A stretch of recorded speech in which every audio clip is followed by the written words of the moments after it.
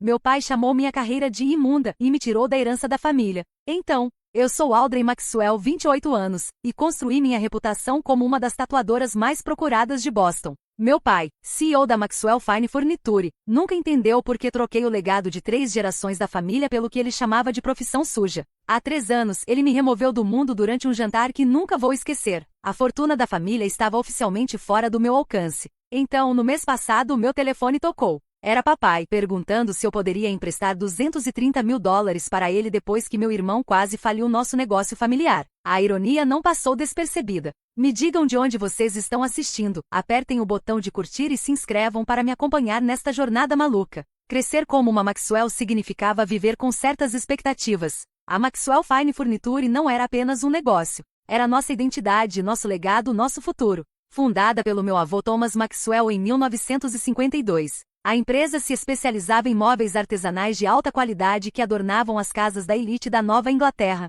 O que começou como uma pequena oficina se expandiu para um empreendimento multimilionário com 3 instalações de produção e showrooms em Boston, Nova York e Chicago. Meu pai, Harold Maxwell, assumiu quando o vovô Thomas se aposentou, transformando um sucesso regional em uma marca nacional através de parcerias estratégicas com hotéis de luxo e designers de interiores. O nome Maxwell se tornou sinônimo de artesanato impecável e elegância atemporal. Papai esperava que este legado continuasse através de seus filhos. Nossa casa familiar refletia o negócio, uma colonial expansiva em Wellesley, com jardins impecáveis e salas exibindo as melhores peças Maxwell. Cada detalhe comunicava sucesso e tradição. Os jantares em família frequentemente funcionavam como discussões de negócios, com papai na cabeceira de nossa mesa de mogno maciça, uma original Maxwell, é claro, pontificando sobre relatórios trimestrais e planos de expansão. Minha mãe, Elizabeth, desempenhava seu papel perfeitamente. Filha de um executivo bancário, ela entendia as obrigações sociais de ser esposa de um membro da elite empresarial.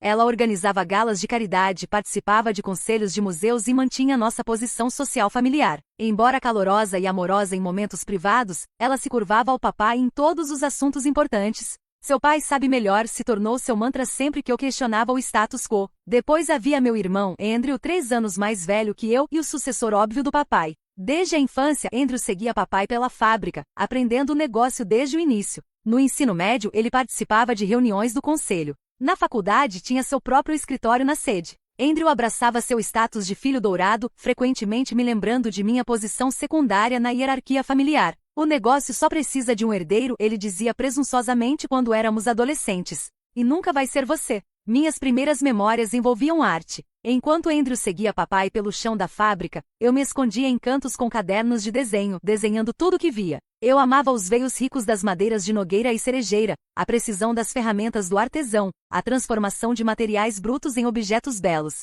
Mas eu não queria vender os móveis. Eu queria criar beleza nos meus próprios termos. Na escola primária, meus professores de arte elogiavam meu talento natural. Minhas aquarelas ganhavam competições regionais. Meus retratos a carvão capturavam não apenas aparências, mas algo mais profundo sobre meus modelos. Mas em casa, minhas conquistas artísticas recebiam apenas reconhecimento superficial. Que legal, querida, mamãe dizia, colocando meus certificados de prêmios em uma gaveta em vez de na geladeira. Arte é um hobby, não uma carreira, papai me lembrava sempre que eu mencionava a escola de arte. No ensino médio, a pressão se intensificou. Enquanto meu portfólio de arte avançada recebia reconhecimento de várias universidades, meus pais me direcionavam para escolas de negócios. Papai arranjou para eu estagiar na sede da Maxwell durante os verões, me colocando nos departamentos de contabilidade e marketing apesar do meu óbvio desinteresse. Você precisa entender o mundo dos negócios, Audrey, ele insistia. O pensamento criativo tem seu lugar no marketing, mas você precisa dos fundamentos primeiro,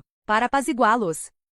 Me matriculei na Escola de Negócios da Universidade de Boston, diligentemente frequentando aulas de economia e administração enquanto me sentia cada vez mais vazia por dentro. Meus cadernos de desenho juntavam poeira. Meus pincéis secaram. No segundo ano, eu mal me reconhecia, a garota vibrante e criativa substituída por uma estudante deprimida passando pelos movimentos para agradar outros. Minha colega de quarto, Tara Johnson, testemunhou minha espiral descendente e interviu numa noite chuvosa de outubro quando me encontrou olhando fixamente para um livro de análise financeira, lágrimas escorrendo pelo meu rosto. Esta não é você, ela disse simplesmente, fechando meu livro. Venha comigo. Naquela noite Tara me levou a uma exposição de arte underground em Somerville. O armazém convertido pulsava com energia, paredes cobertas com tudo, desde pinturas tradicionais até arte de grafite. Mas o que chamou minha atenção foi uma mulher criando designs intrincados no braço de um cliente. Jasmine Cruz, uma tatuadora com 10 anos de experiência, trabalhava com tal precisão e arte que eu não conseguia desviar o olhar.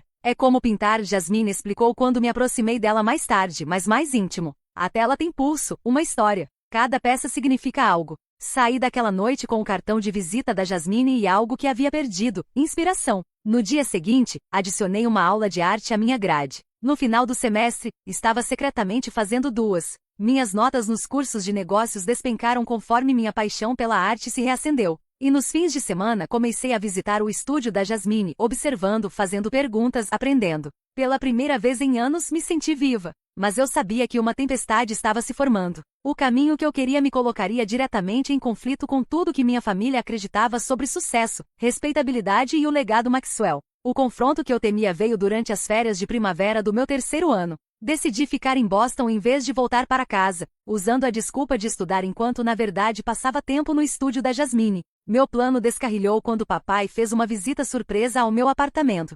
Pensei em te levar para almoçar já que você não pôde ir para casa, ele anunciou. Então congelou quando viu as paredes da minha sala cobertas com obras de arte e designs de tatuagem. Seu rosto se transformou de surpresa para decepção para raiva conforme expliquei minha decisão de seguir arte em vez de negócios. Quando mencionei especificamente a arte da tatuagem, sua tez ficou em tons alarmantes de vermelho. Tatuagens, ele praticamente cuspiu a palavra. A Maxwell Fine Furniture tem uma reputação centenária de classe e refinamento. E você quer marcar corpos das pessoas para viver. É arte, papai, tentei explicar. É trabalho significativo. É uma tendência para degenerados e rebeldes, ele me interrompeu. Nenhum filho meu vai jogar fora gerações de respeitabilidade por alguma bobagem contracultural. O ultimato veio rapidamente: voltar a focar exclusivamente nos estudos de negócios ou perder seu apoio financeiro. Com 2 semestres antes da formatura, a ameaça era significativa, mas algo em mim havia mudado. Eu não conseguia voltar àquela versão sem vida de mim mesma. Então vou descobrir sozinha, disse baixinho.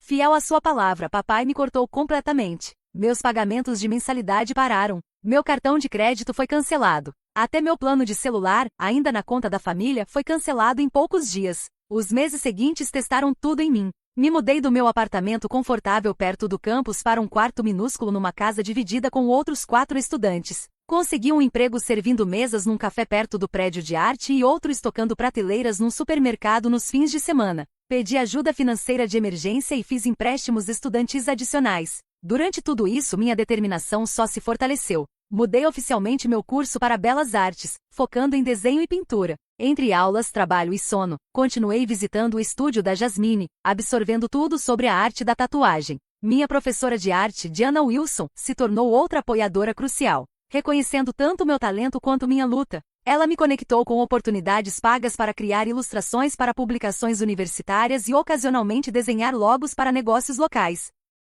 Sua técnica mostra precisão notável, Diana me disse depois de revisar meu portfólio. E há algo emocionalmente ressonante em seu trabalho que não pode ser ensinado. Qualquer que seja a tela que você escolher, papel, pele, tecido, essa qualidade se traduzirá. Ethan Park, um colega estudante de arte especializado em mídia digital, me ajudou a estabelecer uma presença online onde eu poderia mostrar meus designs. Minha conta do Instagram lentamente ganhou seguidores conforme postava esboços e pinturas. Embora ainda não pudesse compartilhar trabalhos de tatuagem, o público que construísse provaria inestimável mais tarde. Você tem um estilo distintivo, Ethan observou enquanto me ajudava a organizar meu portfólio. Linhas limpas, mas com essa qualidade orgânica. Detalhado, mas não exagerado. Vai se traduzir lindamente para a pele. Minha mãe tentou reconciliação, me encontrando secretamente para café algumas vezes naquele semestre. Embora não disposta a se opor diretamente ao papai, ela me deu dinheiro em várias ocasiões. Ele vai entender eventualmente, ela prometia, embora nenhuma de nós acreditasse nisso.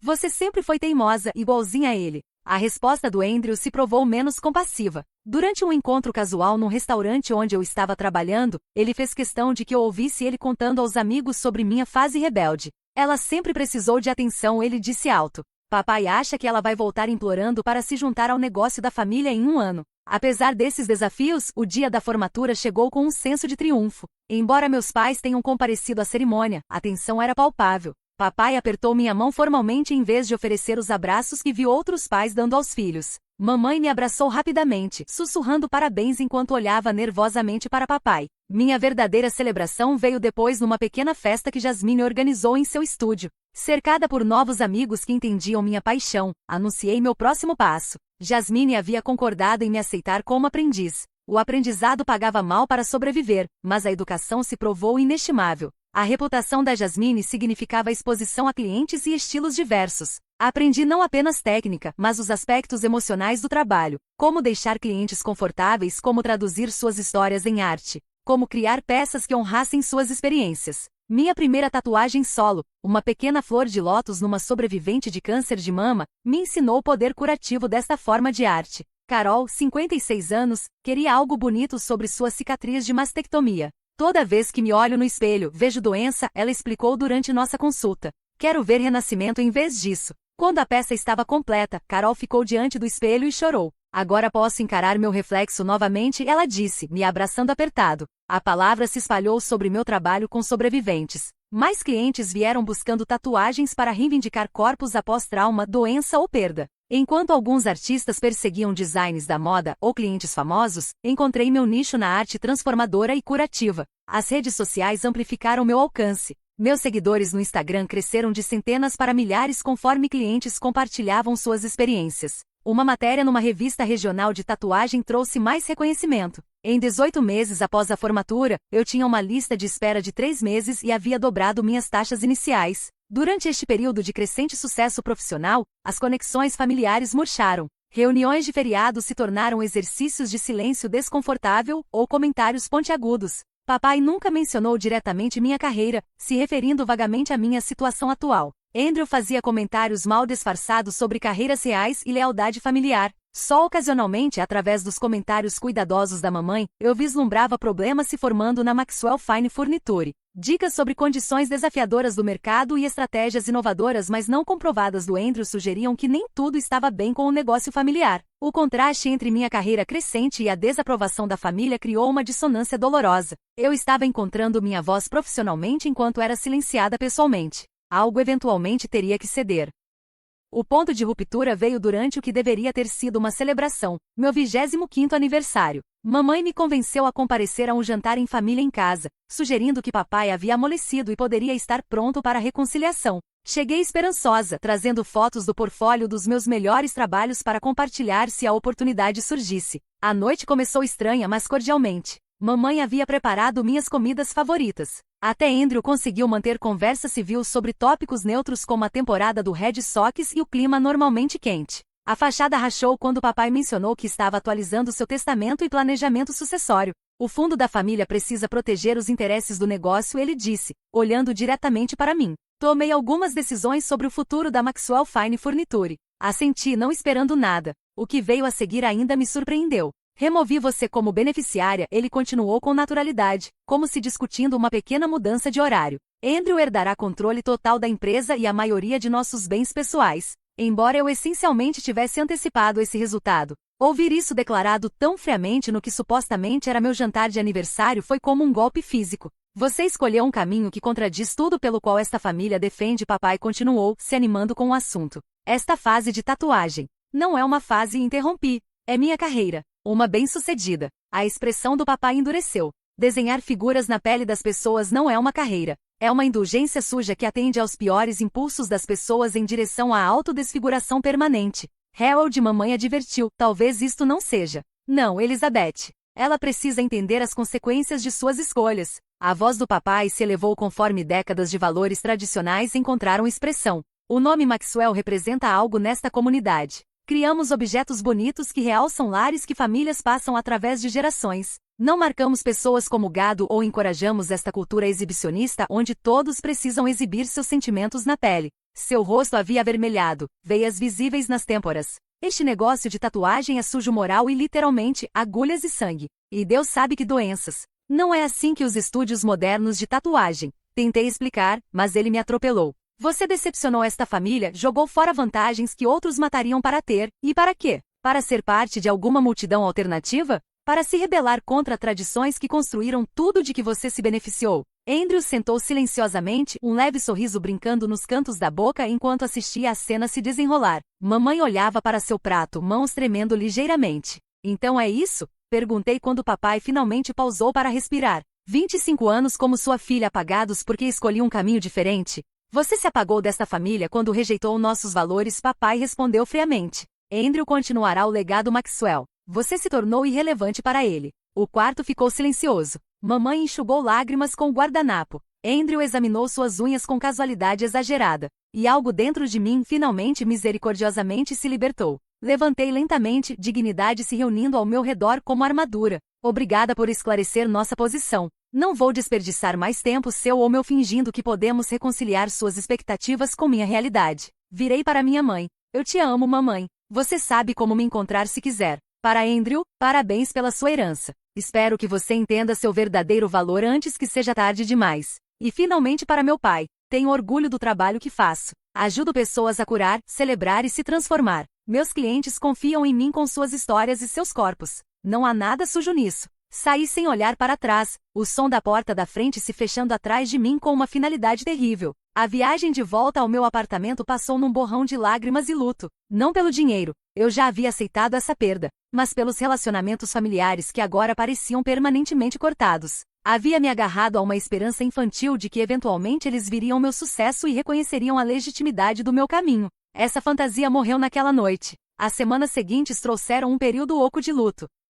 Amigos se reuniram ao meu redor. Diego do estúdio trazendo café e sentando silenciosamente comigo quando as palavras falhavam. Tara dirigindo de Nova York onde havia se mudado após a faculdade. Jasmine oferecendo tanto distração profissional quanto conselho pessoal. Famílias são complicadas. Jasmine compartilhou uma noite enquanto fechávamos o estúdio. Meus pais não falaram comigo por 2 anos depois que abandonei a escola de enfermagem para seguir tatuagem. Agora meu pai orgulhosamente mostra fotos do meu trabalho para seus amigos na igreja. A diferença é que sua família mudou de ideia, apontei. Porque tive sucesso nos meus próprios termos, ela respondeu. Construa algo inegável, Audrey. O sucesso nem sempre muda mentes, mas exige respeito. Essas palavras se tornaram meu mantra conforme o luto se transformou em determinação. Se minha família não podia me aceitar, eu construiria um novo sistema de apoio. Se meu pai não podia ver valor no meu trabalho, eu criaria valor tão substancial que não poderia ser ignorado. Me joguei no desenvolvimento do meu plano de negócios. Com 3 anos de experiência, uma base sólida de clientes e reconhecimento crescente,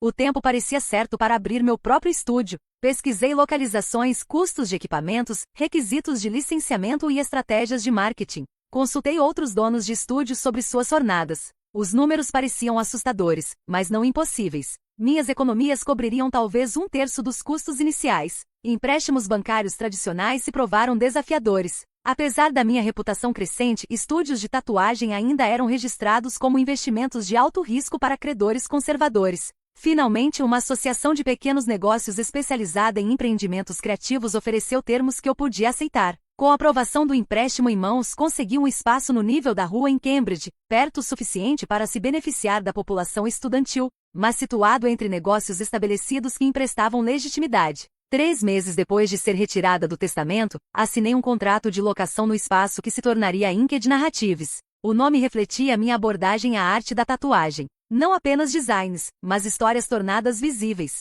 Narrativas pessoais transformadas em arte. Cada elemento do estúdio, das paredes azul acinzentadas calmantes às áreas de consulta privadas, foi projetado para comunicar profissionalismo e integridade artística. A noite antes de nossa grande abertura, fiquei sozinha no espaço completo, simultaneamente aterrorizada e exaltada. Tudo que eu possuía estava investido nessas salas. Meu nome, não Maxwell, mas simplesmente Audrey, adornava a porta. O que quer que acontecesse a seguir seria inteiramente de minha própria criação. 2 anos passaram voando num turbilhão de sucesso crescente. Inked Narratives rapidamente se estabeleceu como um dos destinos premium de tatuagem de Boston, conhecido por arte excepcional e designs significativos. O que começou como uma operação de uma mulher expandiu para incluir 3 artistas adicionais e uma recepcionista dedicada. Minha lista de espera se estendeu para 4 meses para peças grandes. Clientes viajavam de estados vizinhos especificamente para trabalhar comigo. Minhas taxas triplicaram dos meus dias de aprendiz, refletindo tanto a demanda quanto a crescente complexidade do meu trabalho. O reconhecimento da indústria seguiu.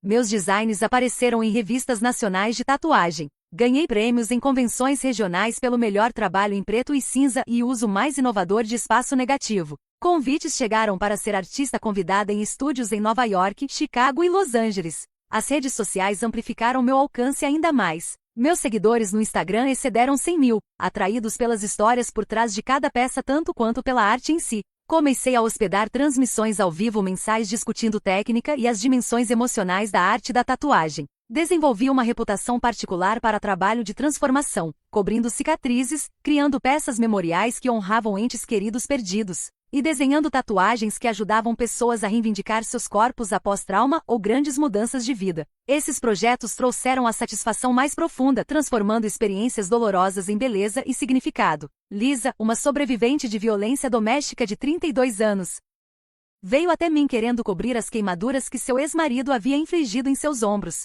Desenhamos uma fênix ressurgindo das cinzas, as queimaduras incorporadas na textura das penas. Por anos, via sua crueldade toda vez que me olhava no espelho, ela me disse após a sessão final. Agora vejo minha própria força. Michael, um veterano que perdeu a perna no Afeganistão, pediu uma tatuagem que o ajudasse a processar a experiência. Criamos um design que fluía de realista para abstrato ao longo de seu membro residual, incorporando elementos de seu serviço enquanto reconhecia sua jornada em direção à cura. Pessoas me encaram pelo que estou perdendo, ele disse. Agora elas verão o que ganhei em vez disso. Perspectiva, gratidão, resistência. Essas transformações se estenderam além dos clientes. Minha própria vida passou por uma metamorfose completa. Segurança financeira, antes um conceito abstrato, se tornou realidade. Comprei um condomínio em Cambridge, um espaço ensolarado no último andar com grandes janelas perfeitas para meu estúdio de pintura. Construí um portfólio de investimentos com a orientação de um consultor financeiro. Até comecei a financiar uma bolsa para estudantes de arte interessados em aplicações terapêuticas do trabalho de tatuagem.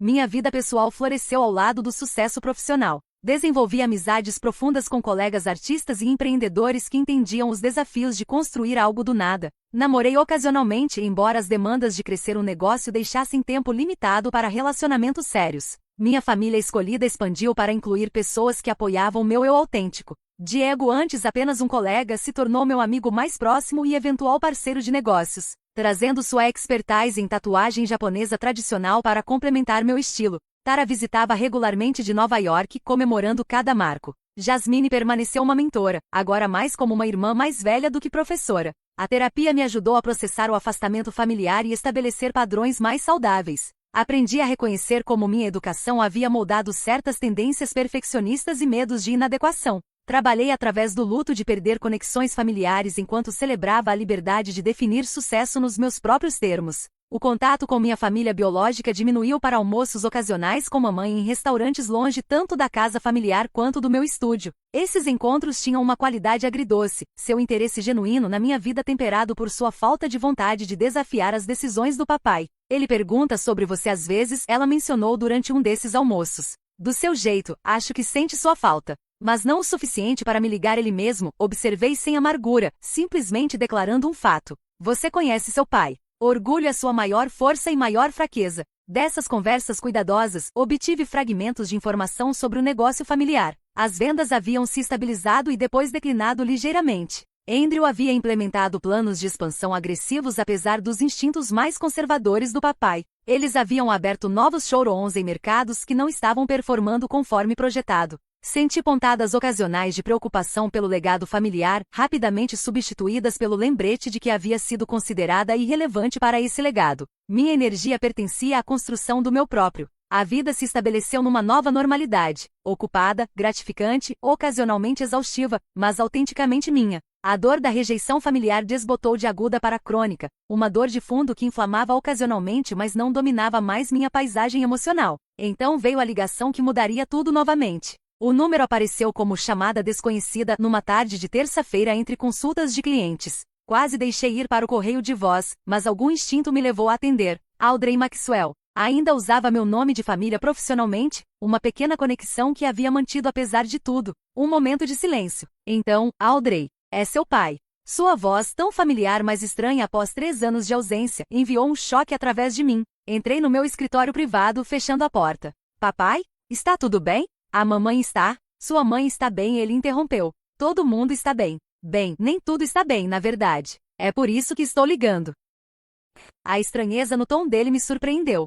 Harold Maxwell, sempre comandante certo, soava hesitante, quase desconfortável. Eu não te incomodaria, mas a situação é complicada. O negócio está enfrentando alguns desafios. Desafios significativos. Meu punho se apertou no telefone. O que quer que eu esperasse desta ligação após anos de silêncio, não era isto. Que tipo de desafios? Papai suspirou pesadamente. Financeiros. Os novos showrooms que Andrew pressionou não performaram. A localização de Chicago está sangrando dinheiro. E alguns investimentos que ele fez bem não deram certo. Sentei, processando esta informação. A poderosa Maxwell Fine Furniture, o negócio que meu pai havia considerado prestigioso demais para alguém com minha carreira suja, estava em problemas. Sinto muito em ouvir isso, disse neutralmente. Mas não tenho certeza porque está me contando isso após 3 anos sem contato. Outro silêncio se estendeu entre nós. Quando ele falou novamente, sua voz havia caído quase para um sussurro. Precisamos de capital. Rapidamente. O banco chamou alguns empréstimos, e estamos enfrentando uma crise de fluxo de caixa que poderia nos forçar à falência em 60 dias.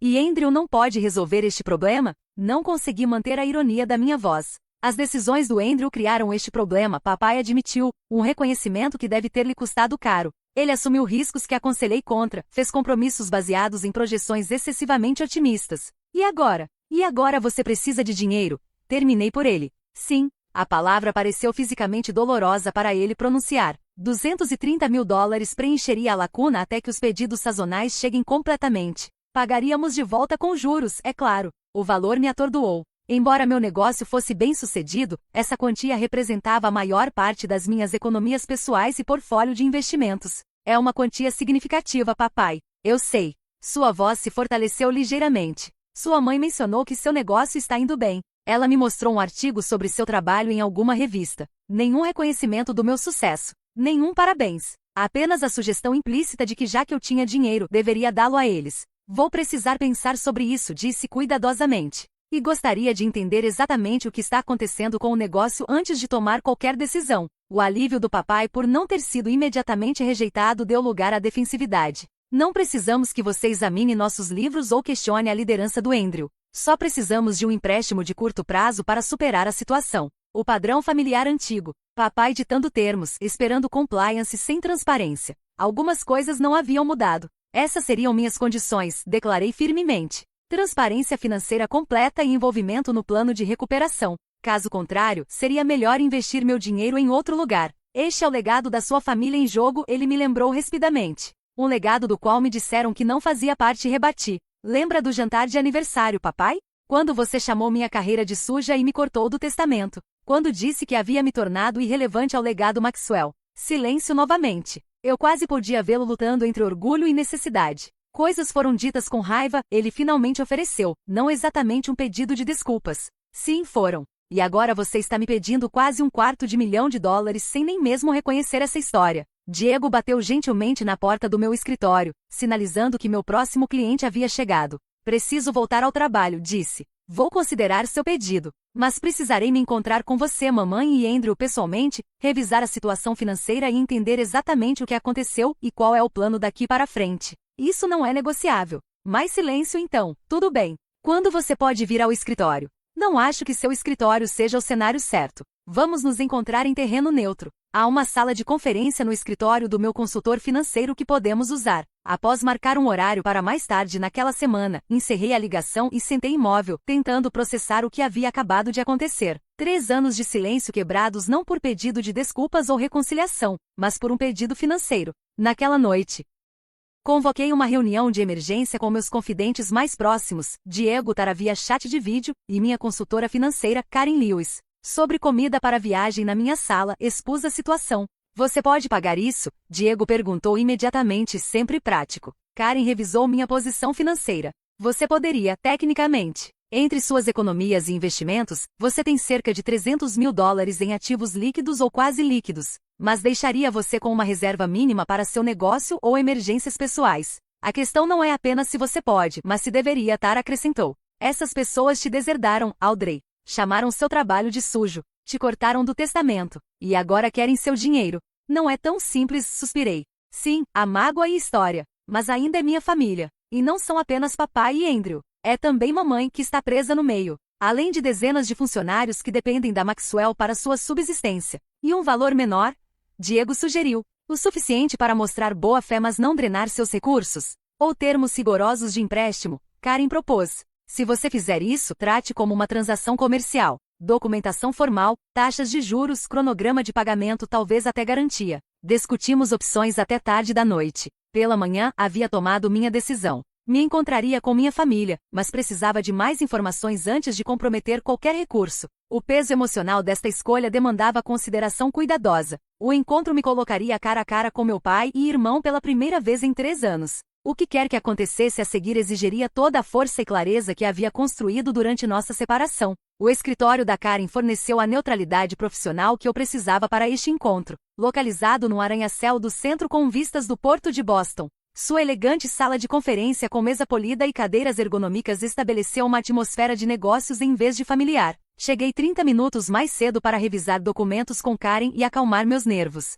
Vestida num terno preto sob medida com um dos meus próprios designs visível no colarinho, uma pequena rosa dos ventos simbolizando encontrar o verdadeiro caminho, me senti blindada para o confronto à frente. Minha família chegou precisamente no horário. Papai entrou primeiro, parecendo mais velho do que me lembrava. Seu cabelo havia embranquecido significativamente e novas linhas marcavam seu rosto. Mamãe seguiu, seus olhos se iluminando ao me ver antes de rapidamente controlar sua expressão para a neutralidade. Andrew veio por último, sua antiga presunção substituída por uma atenção cautelosa. Audrey e papai acenou formalmente. Esta é Karen Lewis, minha consultora financeira, apresentei. Ela estará nos ajudando a entender a situação hoje. Nos acomodamos ao redor da mesa, o constrangimento palpável. Mamãe tentou conversa fiada sobre o clima enquanto Karen distribuía pastas contendo questionários sobre o status financeiro atual do negócio. Pensei que poderíamos começar obtendo uma imagem clara de onde as coisas estão, expliquei. Então discutir possíveis caminhos a seguir. Papai franziu a testa para a papelada.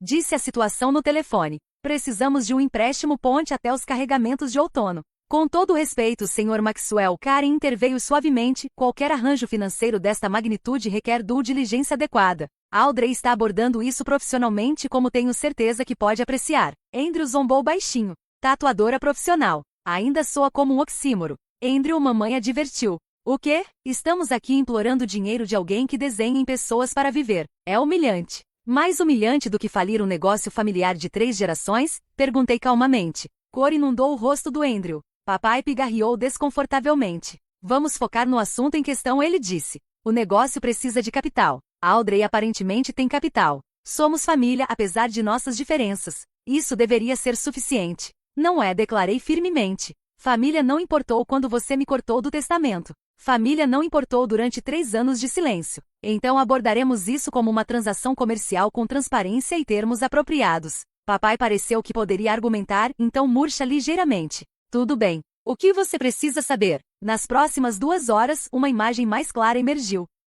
Andrew havia de fato perseguido expansão agressiva contra o julgamento mais conservador do papai. O novo showroom de Chicago, alugado numa localização ultra-premium, havia dramaticamente baixo desempenho das projeções. Adicionalmente, Andrew havia investido pesadamente numa tecnologia de fabricação de móveis que se provou incompatível com os métodos de produção focados em artesanato da Maxwell. Mais criticamente, ele havia garantido esses empreendimentos com empréstimos intercolateralizados que agora colocavam toda a empresa em risco. A crise de fluxo de caixa não era apenas sobre os novos empreendimentos falhando. Ameaçava o negócio central estável e lucrativo. Então você apostou toda a empresa em mercados não testados, resumiu olhando para Andrew, sem planejamento de contingência adequado. Assumi riscos calculados para modernizar um modelo de negócio cada vez mais desatualizado, ele retrucou defensivamente. O mercado está mudando. Maxwell precisa mudar com ele. Mudança não significa abandonar o que tornou a empresa bem-sucedida em primeiro lugar, apontei. A reputação Maxwell é construída em artesanato e qualidade, não tecnologia de ponta ou localizações da moda. O que você saberia sobre isso? Andrew estourou. Você não esteve envolvida por anos. Porque não me permitiram estar, lembrei calmamente. Mas sei algo sobre construir um negócio bem-sucedido do nada. Sobre equilibrar crescimento com sustentabilidade. Sobre permanecer fiel aos valores centrais enquanto evoluir. Um silêncio desconfortável se instalou sobre a sala. Mamãe olhava entre nós ansiosamente. Papai encarava as projeções financeiras com uma expressão sombria. Andrew batia sua caneta contra a mesa em agitação. Então vai ajudar ou não? Papai finalmente perguntou, sua voz descaracteristicamente subjugada. Respirei fundo, me centralizando para o que vinha a seguir. Antes de responder isso, preciso dizer algo. Me endireitei na cadeira, encontrando os olhos de cada membro da família por sua vez. 3 anos atrás, vocês me disseram que havia decepcionado a família, que minha escolha de carreira era suja, que havia me tornado irrelevante ao legado Maxwell. Papai se mexeu desconfortavelmente, mas não interrompeu. Essas palavras machucaram profundamente, mas também me libertaram para construir algo autêntico a quem sou. Criei um negócio que não é apenas financeiramente bem-sucedido, mas significativo. Meu trabalho ajuda pessoas a curar, celebrar, comemorar. Não há nada sujo ou vergonhoso nisso. Entendemos que você se saiu bem, mamãe interveio gentilmente. Estamos orgulhosos. Estão? Desafiei. Porque esta é a primeira vez que alguém expressou esse sentimento. Papai ligou porque precisam de dinheiro, não porque tiveram uma mudança de coração sobre minha carreira. Andrew revirou os olhos. Isso é realmente necessário? O processamento emocional? Sim, disse firmemente. Porque se vou investir em salvar o negócio da família, preciso saber onde estamos. Não serei o segredinho sujo de quem vocês pegam dinheiro enquanto mantém desdém público pelo meu trabalho. Papai pigarreou. O que exatamente você está pedindo, Audrey? Reconhecimento. Respeito. Não necessariamente aprovação, mas reconhecimento de que meu caminho tem valor, mesmo que não seja o que vocês teriam escolhido para mim. E se fornecermos este reconhecimento? Papai perguntou cautelosamente. Então sim, vou ajudar. Mas com condições. Acenei para Karen, que distribuiu um segundo conjunto de documentos. Estou preparada para fornecer $150 mil como investimento, não empréstimo. Em troca, receberia uma participação de 15% na Maxwell Fine Furniture e uma posição no conselho de diretores. Andrew quase saltou da cadeira. Isso é ultrajante. Você não pode simplesmente voltar dançando e exigir propriedade depois de abandonar o negócio. Não abandonei nada. Fui forçada a sair, corrigi. E não estou exigindo. Estou oferecendo termos para um investimento que poderia salvar a empresa. A alternativa é falência, que deixaria todos com nada. 15% é íngreme, papai disse, estudando a proposta. Na verdade, está abaixo da taxa de mercado para o nível de risco, Karen notou profissionalmente. Um capitalista de risco provavelmente exigiria 30% ou mais nesta situação, com provisões de supervisão muito mais restritivas. A expressão do papai sugeriu que reconhecia a verdade nesta declaração. Após décadas nos negócios, ele entendia negociação e valor justo. Eu participaria de reuniões trimestrais do conselho e teria input em decisões importantes, continuei, mas não estaria envolvida nas operações do dia a dia. Meu foco permanece no meu próprio negócio. E os $80 mil restantes que precisamos? Papai perguntou. Posso fornecer isso como um empréstimo convencional com juros razoáveis e um período de pagamento de 2 anos. Karen delineou os termos propostos. Mamãe olhava entre papai e eu ansiosamente. Andrew fervia silenciosamente. O peso da decisão pairava no ar entre nós. Papai encarou os documentos por uma eternidade. Eu quase podia ver a luta interna, seu orgulho guerreando com necessidade prática. Ressentimentos antigos lutando com respeito relutante pela mulher de negócios que eu havia me tornado. Finalmente, ele olhou para cima. Você construiu algo impressionante, Audrey. Seu estúdio. Sua reputação. Não finjo entender ou aprovar tatuagens, mas... Ele pausou, as palavras claramente difíceis. Posso reconhecer que você teve sucesso nos seus próprios termos. Não era exatamente um pedido de desculpas, mas vindo de Harold Maxwell, era significativo. Vou precisar revisar estes termos em detalhes com nossos advogados, ele continuou batendo na proposta. Mas em princípio, acredito que podemos trabalhar com esta estrutura. Andrew começou a protestar, mas papai o silenciou com um olhar. A alternativa é falência, Andrew. Sua irmã está nos oferecendo uma tábua de salvação com termos mais favoráveis do que conseguiríamos em qualquer outro lugar. Quaisquer que sejam nossos sentimentos pessoais, esta é a decisão comercial certa. A reunião concluiu com acordo tentativo pendente revisão legal. Conforme nos preparávamos para sair, mamãe me abraçou apertado. Venha jantar em breve, ela sussurrou. Só para conversar. Sem negócios. Papai apertou minha mão formalmente, mas assegurou um momento mais longo que o necessário. Você faz um negócio duro. Isso você puxou de mim, suponho. Andrew saiu sem falar, suas costas rígidas de ressentimento. Enquanto os via partir, não senti nem triunfo nem vingança, apenas uma certeza tranquila de que algo fundamental havia mudado. O relacionamento nunca voltaria ao que havia sido antes de nosso afastamento, mas talvez pudesse evoluir para algo novo. Algo baseado em respeito mútuo em vez de obrigação ou expectativa. 1 ano após aquela reunião crucial, sentei no meu estúdio revisando os relatórios trimestrais mais recentes da Maxwell Fine Furniture. A empresa havia se estabilizado notavelmente. O showroom de Chicago havia sido redimensionado para uma localização mais apropriada. O negócio central de móveis artesanais de alta qualidade havia sido reenfatizado em todo o material de marketing. Mais importante, os empréstimos intercolateralizados haviam sido reestruturados para proteger os ativos fundamentais da empresa. Minha propriedade de 15% se provou menos sobre controle e mais sobre ter uma voz. Nas reuniões trimestrais do conselho, oferecia perspectiva de fora da bolha familiar, às vezes desafiando o pensamento tradicional, às vezes apoiando-o, sempre focada em equilibrar tradição com inovação.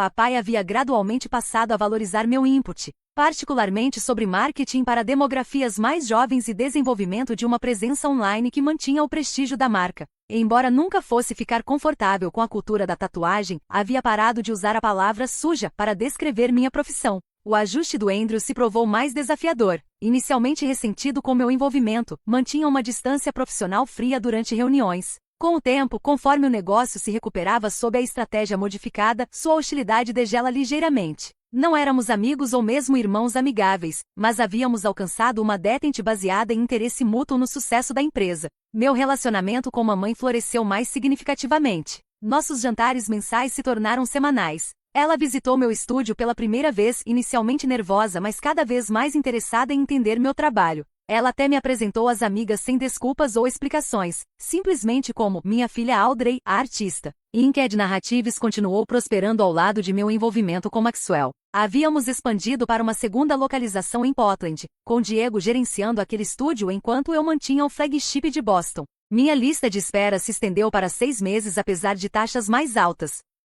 Um documentarista havia me abordado sobre apresentar meu trabalho transformativo com sobreviventes de trauma num projeto próximo. Minha vida pessoal também encontrou equilíbrio. Estava namorando James, um arquiteto com sua própria firma, há 8 meses. Ele apreciava tanto o meu lado artístico quanto o meu acume comercial, entendendo a agenda exigente de um empreendedor porque vivia isso ele mesmo. A vida não era perfeita. Reuniões familiares ainda tinham momentos de tensão. Papai ocasionalmente fazia comentários sem tato sobre minha carreira em comum. Andrew podia ser desdenhoso durante desacordos nas reuniões do conselho, mas comparado ao afastamento completo de 3 anos, a realidade atual parecia um progresso notável. A maior mudança não estava na minha família, mas em mim. Não buscava mais aprovação ou validação de fontes externas. Meu valor não era determinado por inclusão num testamento ou aceitação de minhas escolhas de carreira. Havia construído sucesso, significado e comunidade nos meus próprios termos. A ironia não passou despercebida. Ser cortada da fortuna da família me havia forçado a criar a minha própria. Ser rotulada como irrelevante ao legado familiar me havia libertado para estabelecer um legado pessoal que eventualmente ajudou a salvar o próprio negócio que me havia rejeitado.